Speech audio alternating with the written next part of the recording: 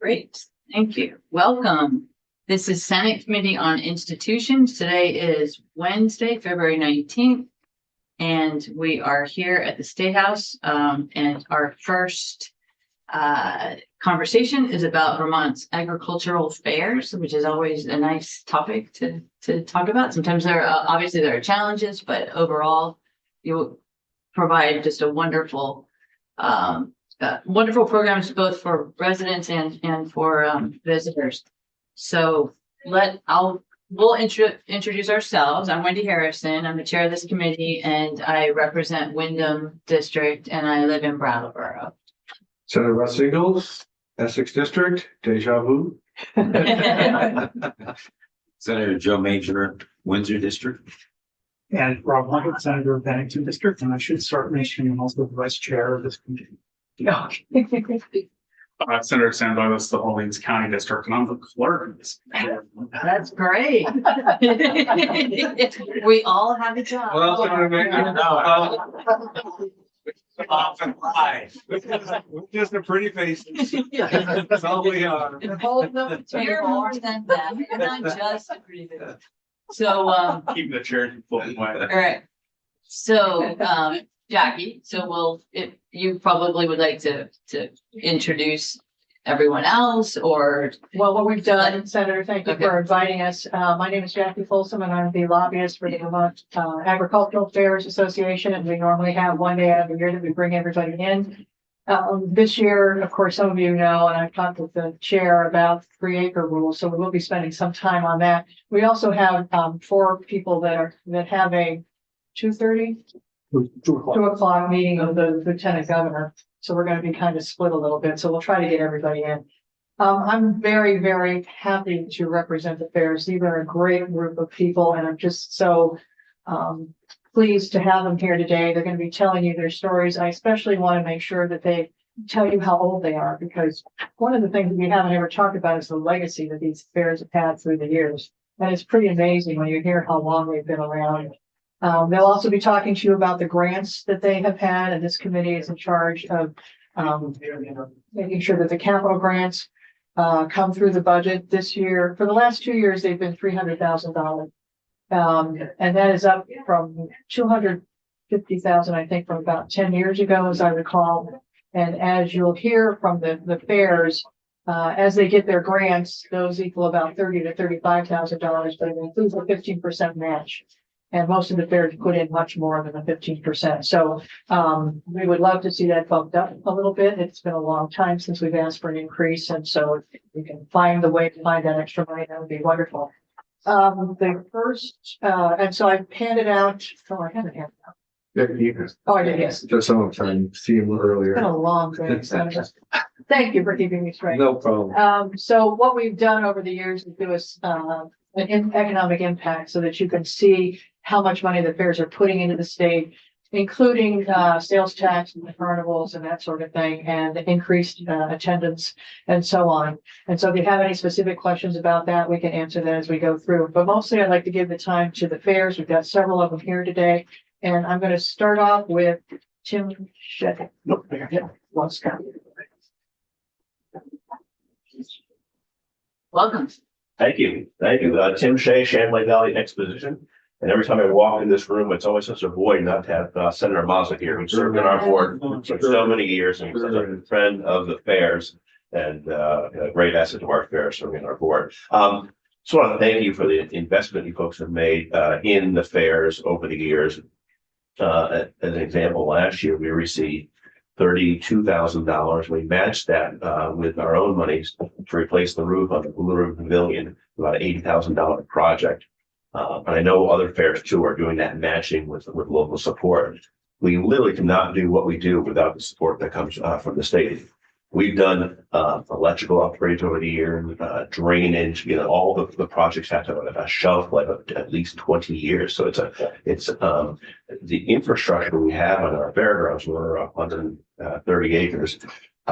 It's aging and it needs to be updated, especially on the electrical side. The standards are getting higher and higher, and we've got to make a significant investment in upgrading our electrical, and I use a lot of our state grant money to assist with that. So I'll be brief here. I also want to mention the role that fairgrounds, we talked about this morning, play in the community.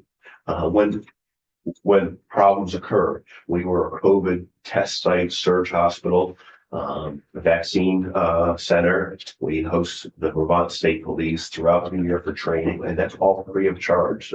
Essex Fire Department, works their new hoses on our fairgrounds, and I know other fairgrounds around the state offer that service. And when things happen in a community, you need a facility like the fairgrounds. So, but I appreciate your support.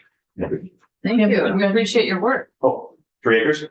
Oh, No, how long you've been in existence? 102 years. 102. Yes, yeah. Great. Yeah, we'll keep track of everybody. And Champlain Valley is one of the 4 fairs that are involved in the 3 acre issue. Okay. So, And we are working on that. Yes, thank you. who has, let's see, Jason? Good afternoon, I'm Jason Seacard with Orleans County Fair in Barton, Vermont. We have utilized the grant program the entire time I've been on the board, and we've had a lot of cool projects where we put foundation work under the fair grandstand, done beam improvements in the grandstand, bathroom work, several different projects. Right now we have a really cool one that is it's uplifting as far as how it's generated, how it gets started. The Kingdom of Hoof Beats is a 4-H organization in our community, and their kids in that program and their leaders decided that they wanted to see a new building on fairgrounds, and they were looking for a barn, and it supports the horse aspect of the facility. And they started about 4 years ago, I think it was, raising money, and it was pretty slow. But then the board bought into it and applied for the grant, and right now we have 3 in hand, and we've spent money on materials, and those hoof beaters have matched those first 3 years dollar for dollar. So it's amazing how well that starts the juice flowing, because it takes a lot of money to build a building these days. It's gone up since we started the foresight of wanting to put that structure up. The cost has gone quite a bit. But she signaled to me over the weekend that because the next grant has happened and the shovel's going in the ground, that she's getting a lot more feedback from the community. So I wouldn't be surprised if we will match the next one as well. Maybe we can do better, but can't do it without that start piece. I mean, it's very hard for nonprofits and volunteers to put their time and energy in something, and it's helpful to have that even for them. They know that, all right, I'm going to get this, I got to get started and get a project put together. So every one of the fairs really appreciate that annual support. It's great. We are very pleased with the effort that you always give us the money, and look forward that when there are times are in the budget where you can see more, we definitely appreciate it, and it'd be put to good use for different agricultural pieces for our fairground. Wonderful. And all the fairs. Let me ask you just a question. Can you use the money that you're going to get next year and combine it with the same project? So we've applied for it as a continuing, like each year we're asking for money to build that project. Okay, And the okay. grant, the people that manage that have authorized that each year. Great. Yeah. Great. Thank you. And then how old is your fair? We're 158 years this year. 158. Okay, you're first. The Agency of Agriculture, which works on the grants, and there's a committee of us that are on that do that. They are allowed to extend a grant. So in other words, if there's bad weather, for example, or if something doesn't work out, the grants can be continued to the next year for the same project. So it isn't that they don't lose it. I believe they get 2 years of an extension. Okay, but it doesn't have to be an extension. It can't be something that's planned, because it might be kind of nice to Well, be able to. They all have, No. they're usually working on 5-year plans. Okay. So we really pushed them to come up with an idea, like we're going to do all these bathrooms over the next 5 years, Right. or put the electricity underground, or work on lighting, or find transformers to lessen the cost of electricity. So they're always working on 5 years of a 5-year plan. It may change as they go forward, but we've really, over the last 10 or 15 years, we've really pushed to make sure that they have something that they can build on. So when we come in to talk to the legislature, you can see the success story and how important those grants have been. That's terrific. So those 3-year dollars they're spent, they're invested in the project. It's just keeping. Great. Yeah. And I'm just hoping that our support is as flexible as it can be. It pretty much is. If there's sometimes things change, like I think we had one fair that wasn't able to buy the lumber because the price shot up a couple years ago, and they asked to change their plan. And usually the Agency of Ag works with that fair to make sure that can go forward as changed. So there are ways to be flexible about it. Great. Thank you. Any questions? Okay. Thank you. Well, thank you, Senator Harrison, for inviting us in. We appreciate this. Robert Congdon from the Rutland County Agricultural Society, which runs the Vermont State Fair down in Rutland. So I know we're going to want to talk about the 3-acre rule, which we'll get to in just a second, but I do want to start just by saying thank you. We are one of the ones that have really focused on bathrooms. We actually, with our grant that just got approved this year, we're going to be building our last handicap accessible bathroom that we need. And it's going to eliminate all porta potties on fairgrounds, which is a nice step for us. And largely that was due to just aging infrastructure that needed to be updated. You know, people are not too fond of the troughs and the bathrooms anymore. They are historic though. They are historic. Yeah, we, like Jackie said, are working steadily on basically a 5-year rotating plan that we've been working on. And it largely has to do with putting new sills under buildings that, you know, they get to the point where they're aging and sinking, and many other projects, handicap accessibility type projects, which is what we're doing this year in our 4-H building to go upstairs, and those types of things. So we very much appreciate it, and thank you so much. It's definitely been a game changer for us. And Senator Ingalls was instrumental. Yes. Leadership on. So I know some of this is going to be repeat, but we are the poster child of the 3-acre rule at this point. And I know some of you already have this, but this is our map, just to share with you briefly. Would you like another one? Or, yeah, that's my figure. I appreciate it. It's a placement. Wallpaper. So our current situation, anything in green on this map and anything in pink are impervious surfaces. We are 16.9 acres, and it's the equivalent of rebuilding our infrastructure from the ground up is what we've been told. Our current price tag is about $3.7 million, which we do not have. And our current predicament that we are in, and the struggle we have is we do not have the money to continue and do the engineering. So we're at a standstill at this point.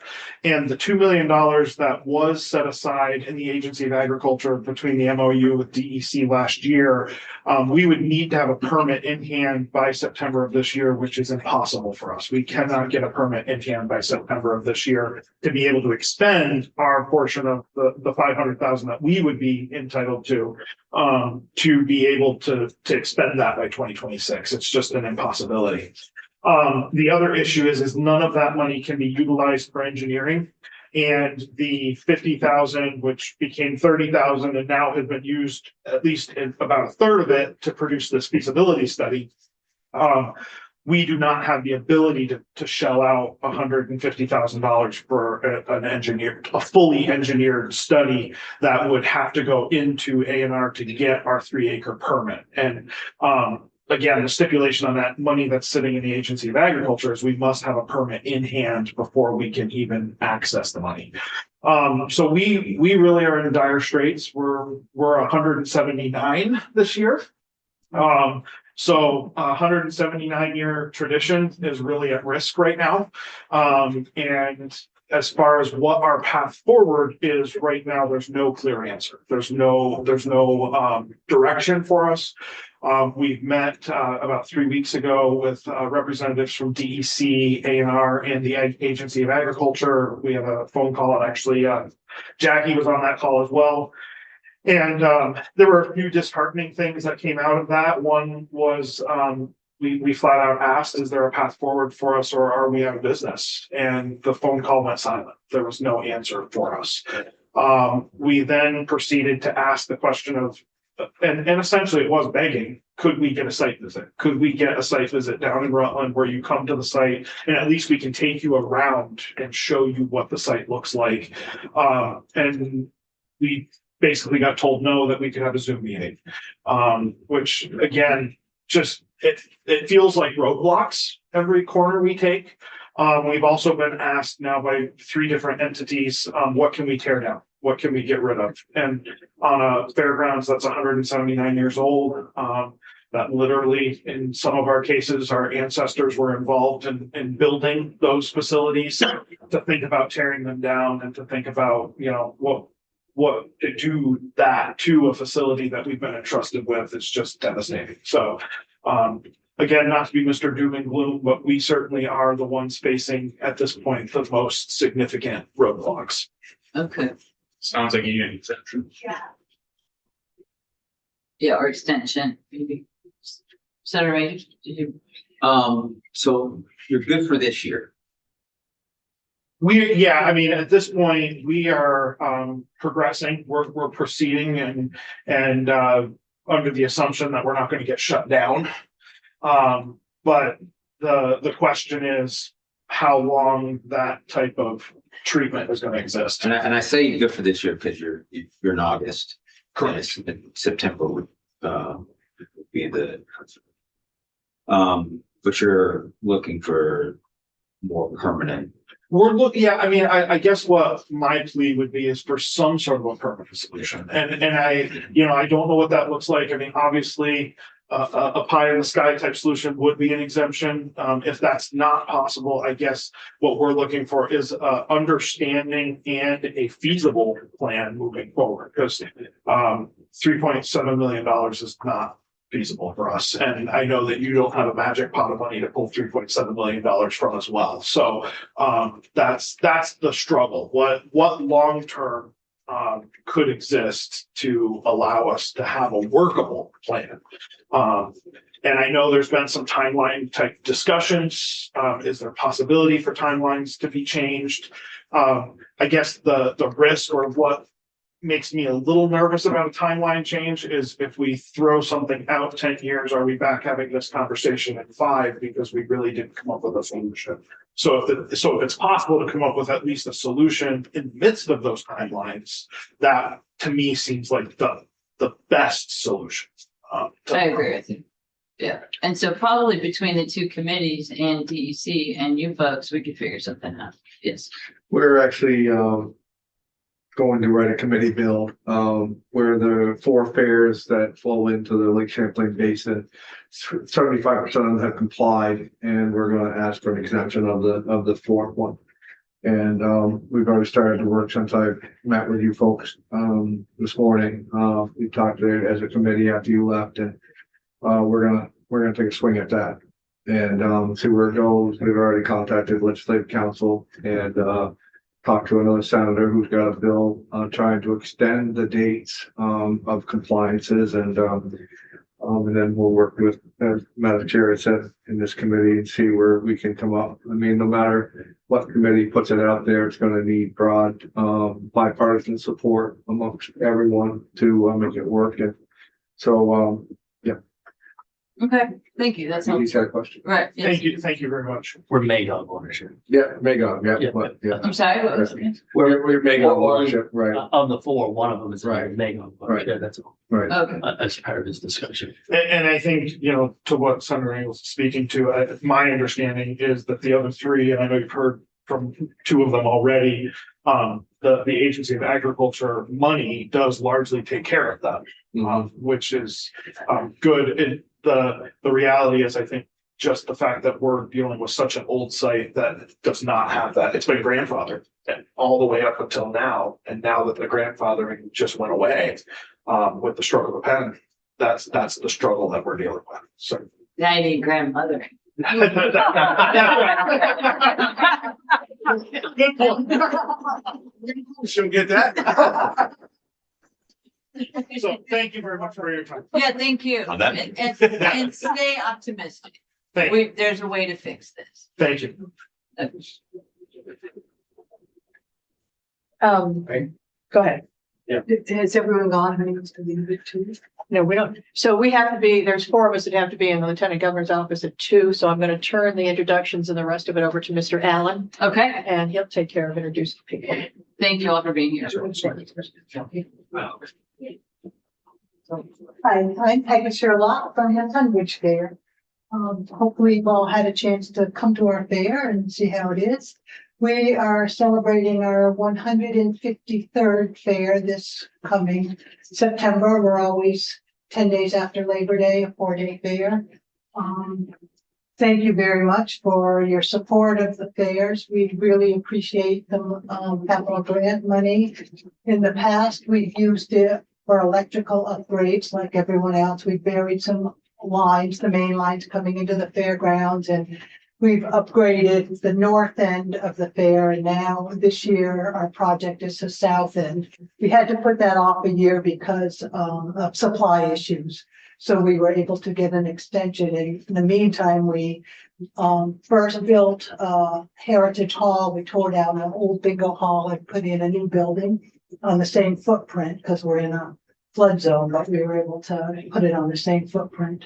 And then last year we built a new bathroom. We tore down the old bathroom and put in a new one. So for our grant of like 30,000, we spent, the Heritage Hall was 130,000 and the new bathroom was 162,000. So we're definitely matching the funds. And so, but it's such a big help to, have that lump sum to start with. And then, we're able to get sponsorships and get donations knowing that the project is actually going to happen. So we use our fairgrounds not only for the fair, which is approximately 30,000 on an average year. Last year, I think it was 32 paid attendance. Most people get in free. It seems like everyone in town feels like they need to come for free, and then the vendors and exhibitors. So, on any given, there's probably 50,000 that actually come to the fair. But we also use the grounds all summer long. We have events, some big events like Jenny Brook Festival, which is bluegrass, and that brings people in from all over. The Sheep and Wool Festival brings over 1,000 people a day. All sheep and wool. It's funny the different groups of people you can get at these different events. And then we have a dog show, AKC Dog Show, which is another whole group of people. And they all have their big, huge fancy RVs and their groom dogs with their groomers. And, it's a whole different clientele. And so we're getting people, and these are people coming from all over the place, from, all kinds of states, and they're bringing money to our local economy in a big way. And then we also use the fairgrounds it's basically the town park. It's a private fairgrounds, but everyone walks their dogs down there. The town uses it for riding bikes, learning to drive your car, skiing, sliding. They're all the time. There's just people down there that feel like they have a part of the fair because they're able to use the grounds. Do you have any questions for me? That's great. I just have a question about the building that you redid that was in the flood zone. How did you do that?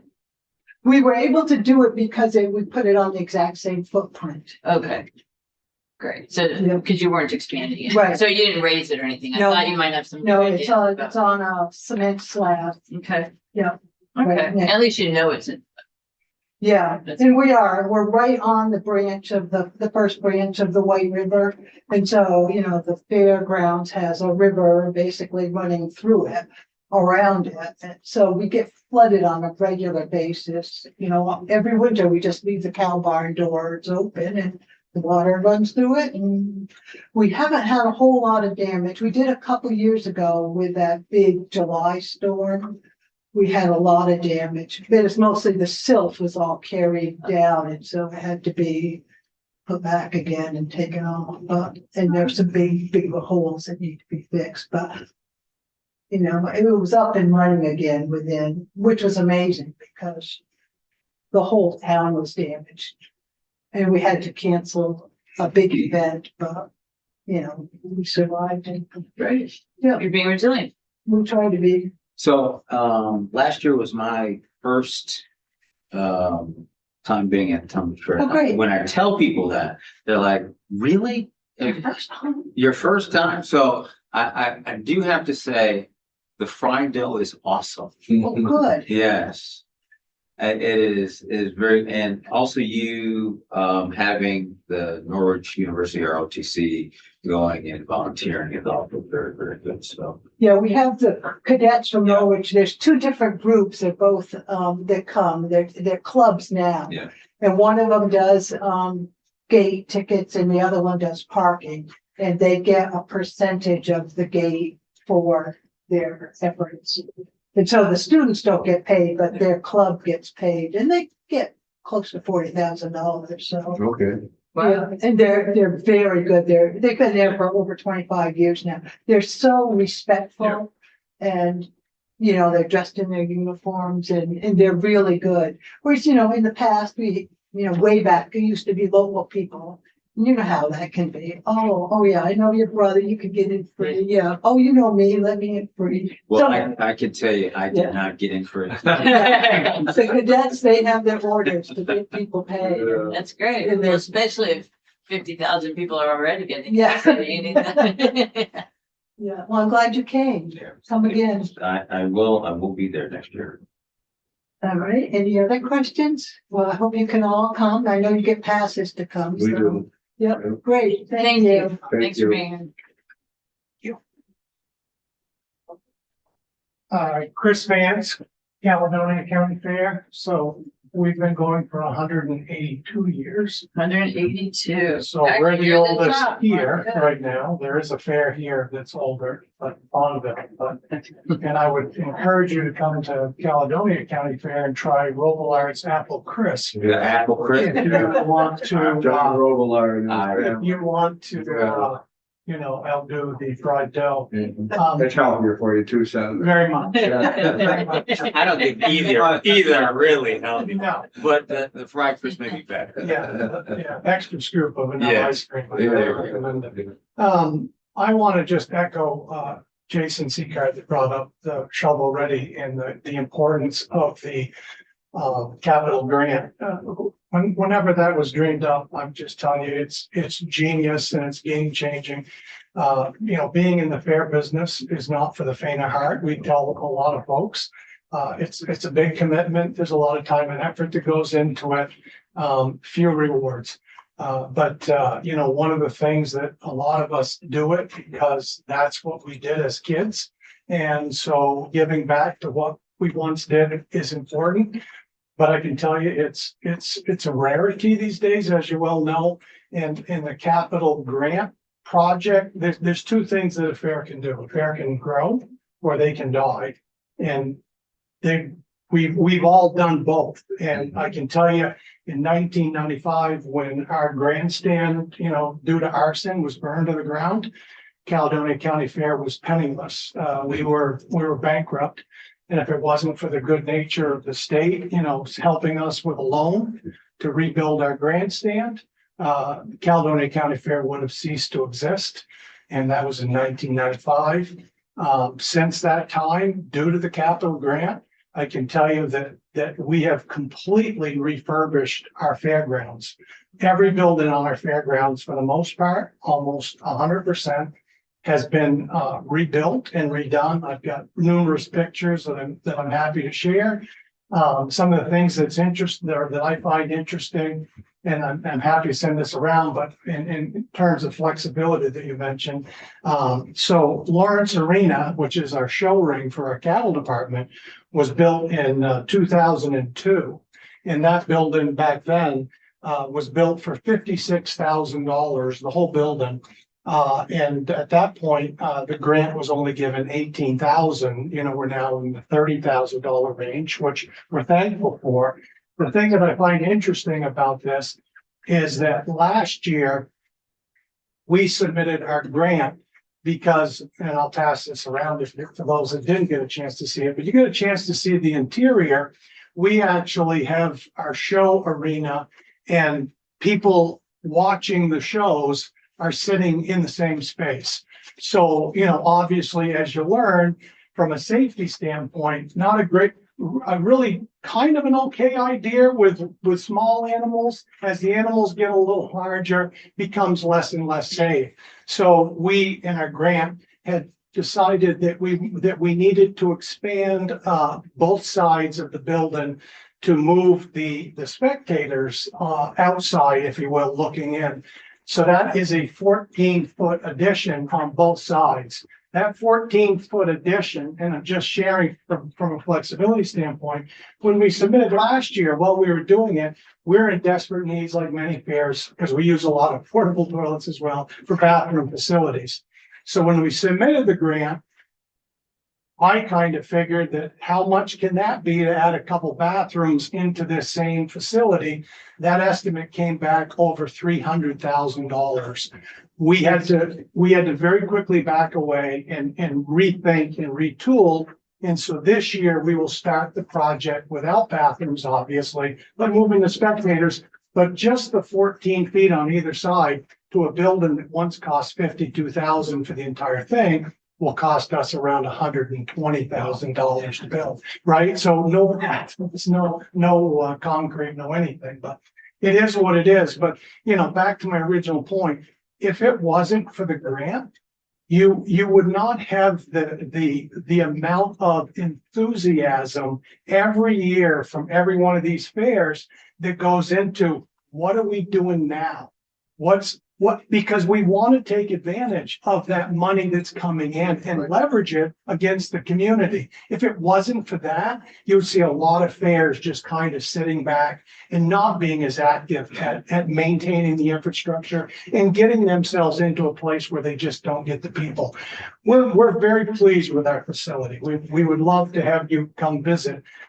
We believe that we're the most beautiful fair. Sorry, we are the most beautiful fair in the state by none. But it matters to bringing more people in. As I've told a few other people, especially in the agricultural community, we were able to pull the New England Holstein show out of New Hampshire back into Vermont 2 years ago.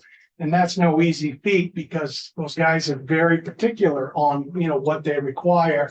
And, they're coming back this year and they've signed a 3-year agreement to continue to come back to our fair just because of what we've been able to do at upgrading all of our barns that were over 50 years old and our showroom as being like kind of best in class coming to the fair. Also was mentioned community service and spirit. Caledonia County got significant flooding last year. We had 2 horrendous floods. I would tell you that, we stepped up. We had a call from Team Rubicon that had over 60 volunteers come into the state and provide service to those in need. And those volunteers needed a place to stay and they needed a place to be fed. They could not find any accommodations anywhere. Someone told them to reach out to the fair. They did. We offered our property not once, but twice when we got the second flood, and they used Caledonia County Fair as a base of operation for no charge. We charged them not 1 penny. We wanted everything that we could going back to the community. And not to us. And the board of directors last year voted, we gave 100% of our gate proceeds, which was $25,000, to a local charity that went back to the community as well. Those are the sorts of things that, again, what you're doing, leads to a direct impact on. And the other thing that I would just say is, and we've all chatted about it, we're very blessed at the fact that we have a tremendous amount of very dedicated volunteers, and another rarity in this day of organizations being able to thrive and prosper with people that want to just help, being volunteers. So again, that's my little spiel. Those are such great stories. Thank you so much. It's really meaningful. And it's the Vermont way too, to just have volunteers carrying that ball forward. Thank you. And I want to thank the Vance family for all that you guys have done. Your family has been in community involvement since I was ever even even knew knew the names or knew the families, and it's advances that came before you, but there hasn't been a project or an event in that area that your family hasn't been involved with, and so, thank you very much for that.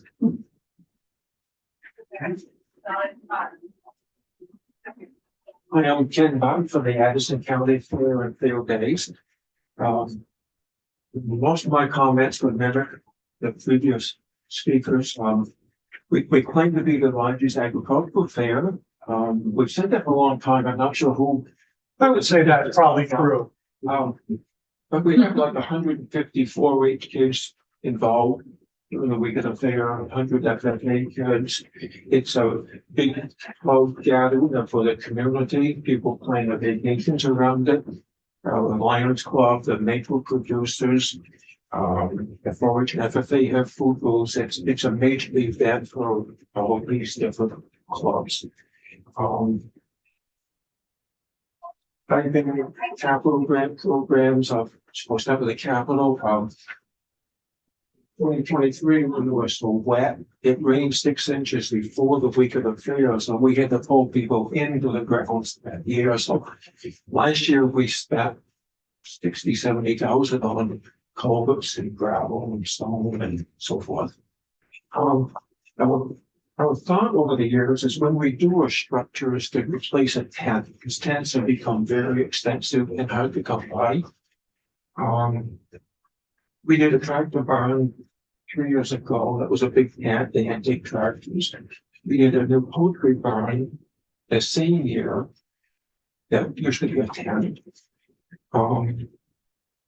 This year we're doing an antique house that will replace a tent.